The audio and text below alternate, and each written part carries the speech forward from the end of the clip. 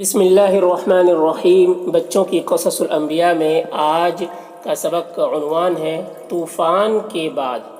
طوفان کے بعد جب سب کافر ڈوب گئے، جب سب کافر ڈوب گئے، بستی کی بستی تباہ و برباد، بستی کی بستی تباہ و برباد ہو گئی تو اللہ نے کہا اے آسمان رک جا، اے آسمان رک جا، اور اے زمین پانی کو نگل لے، اور اے زمین پانی کو نگل لے۔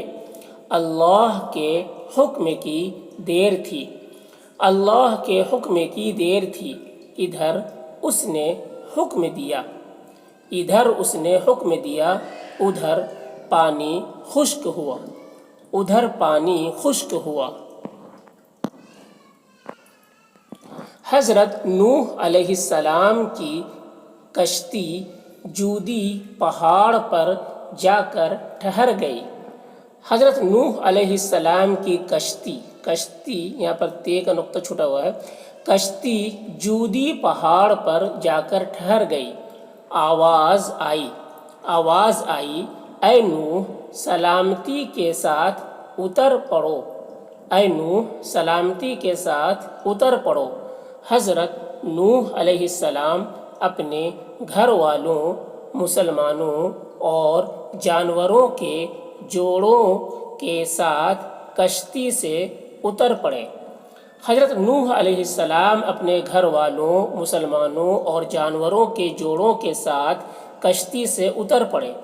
خشکی پر چلتے تھے اور شکر کرتے تھے، خشکی پر چلتے تھے، خشکی یعنی زمین پر بھیگی سوکھی زمین پر، خشکی پر چلتے تھے اور شکر کرتے تھے۔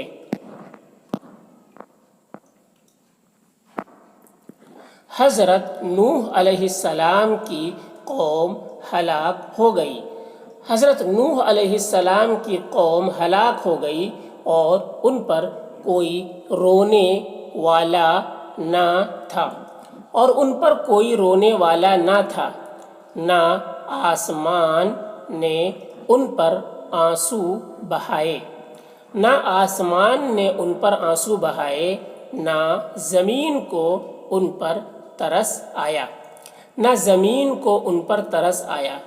اللہ تعالی نے حضرت نوح علیہ السلام کی اولاد میں برکت اللہ تعالی نے حضرت نوح علیہ السلام کی اولاد میں برکت عطا فرمائی تھی۔ حضرت نوح علیہ السلام کی اولاد خوب بڑھی، حضرت نوح علیہ السلام کی اولاد خوب بڑھی، اتنی بڑھی کہ ملک ان کی اولاد سے آباد ہو گئے، اتنی بڑھی کہ ملک ان کی اولاد سے آباد ہو گئے۔ ان کی اولاد میں انبیاء بھی ہوئے، ان کی اولاد میں انبیاء بھی ہوئے، اور بادشاہ بھی ہوئے، اور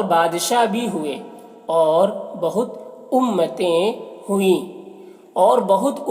ہوئیں، حضرت نوح علیہ السلام پر دونوں جہاں میں سلامتی ہو، حضرت نوح علیہ السلام پر دونوں جہاں میں سلامتی ہو۔